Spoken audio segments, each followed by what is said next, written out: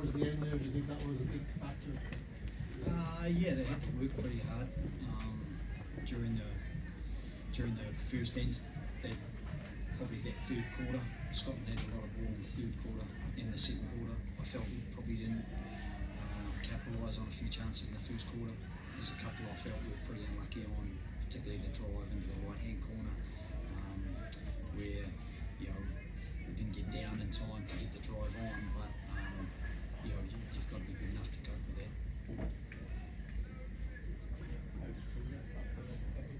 Yeah, he's got a pretty numb arm, but we're hopeful it's not too bad. Do you think the score reflects the game?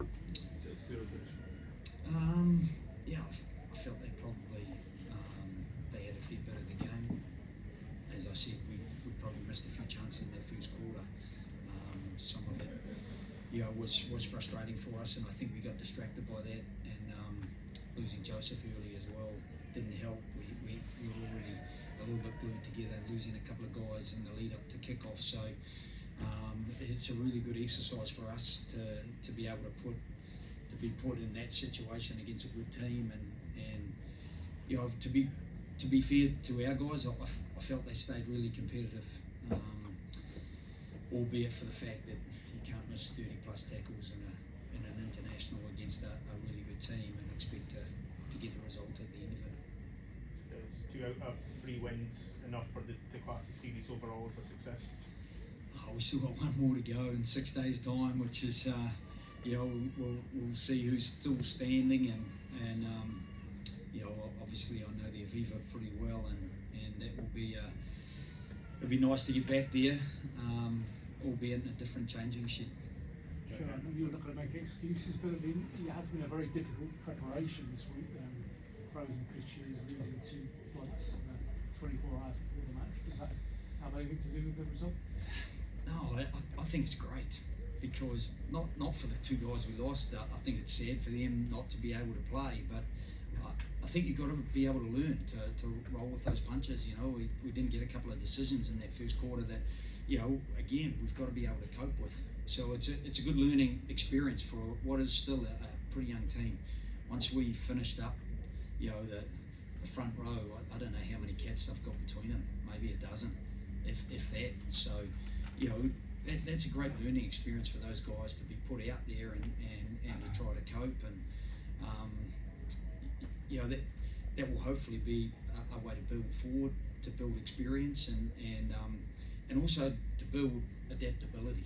We've got to be able to cope with an interrupted build-up and still deliver on the day. And to be fair to the players, I felt they still delivered a very good performance against a very good team. Just that very good's not good enough against Scotland at the moment, because they're a very good team. What did it feel like on the field, Harry?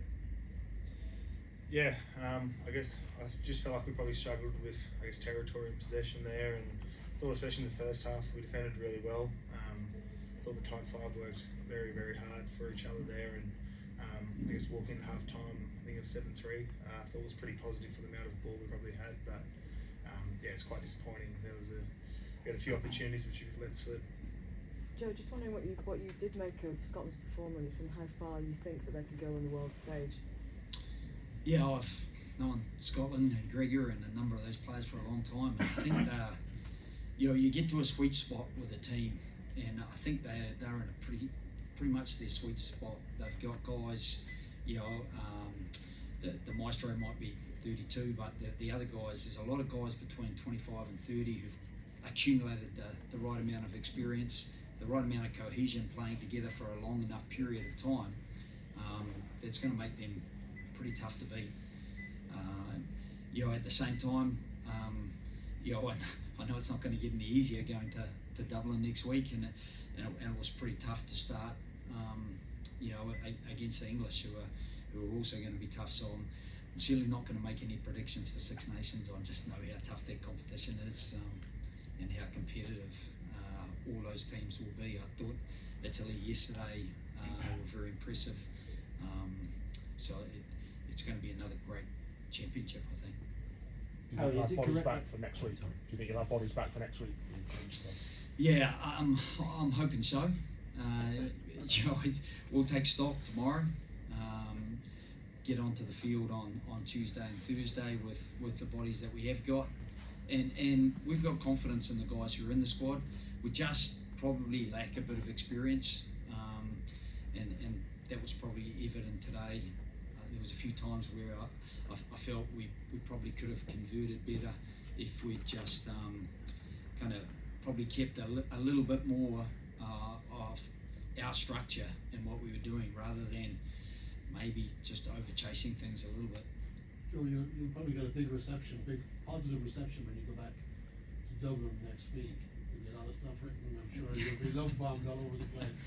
Are you gonna be able to freeze that out? Because a lot of people Yeah. will be very glad to see you back. Yeah, look, I'm really excited about getting back. I don't know about being love bombed though. I coached against them a couple of times at the All Blacks, and I think I was pretty unpopular there. So, I swapped sides again, and there'll be a degree of unpopularity, but the way my family and I were looked after in Dublin was fantastic, and right around Ireland.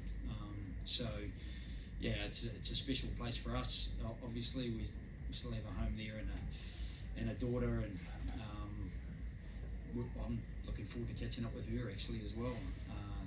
So yeah, it'll be a nice week to get back there. But there's only one game in town, and that's all about the footy and trying to help these guys prepare as best they can. Joe, you've described. Harry, is it correct on the weather in the build-up that a few of the guys hadn't actually even seen snow before this week, or is that just a rumour? Yeah, there was a fair few of us, which I think I was included there, seeing it actually snowing. So we're all pretty excited about it. I don't think Joe was, but obviously disrupted us a bit yesterday with our captain's run. But I guess that's all part of the experience being over here. First snowball fight. First snowball fight. Yeah, there's a few there around the bus. Thanks, John. Yeah, Joe, you've described this project as a bit of a race against time. Talking about the Lions next year. I just wonder, was today a bit of a reality check? Or I mean, you seem quite happy with lessons you learned, but does it show how far you got to go? Or how do you look at today's game in that perspective? Yeah, it's a good question to put things in context, and I think that context is still pretty positive because I think Scotland will contribute. I've no doubt a number of players. I know Faz well, and I'm not trying to pick his team, by the way. I just think there's some guys who played really well in that game today, but also, 2 weeks ago, they scored a scorching try and got brought back, and probably the South African scrum was the difference potentially on the day. So, they're a tough team. 2 out of 3. What I'm hoping is that people do see it as a real contest next July, because I think we're building a little bit of momentum, and I always said from the start it would never be linear because high performance, it just isn't. There's going to be days where it doesn't go as well as you'd like it to go, and again, they're not excuses, they're just reasons for why we were a little bit out of kilter. We lacked a bit of our cohesion from the last 2 weeks when we lost a couple of guys, a hooker and a lock. That's a little bit of our cohesion up front in the lead up, and I thought on the back of that our start was still really positive, so there are no excuses, but Scotland are a good side, and hopefully people can still see that there's some quality starting to be built through an Australian side that's actually starting to show a bit of depth, albeit with some pretty inexperienced players. As I said, the front row, probably a dozen caps between them to finish the game. It's a big ask for those young men, but exciting for us to start getting them involved, because that's a bit of a long-term project. Do you expect to see a fair few Scots next summer? Yeah, as I said, I'm not going to try to pick Faz's team for him, but there were some pretty good boys out there today, I thought, and certainly when things broke open, a couple of the finishes were top notch.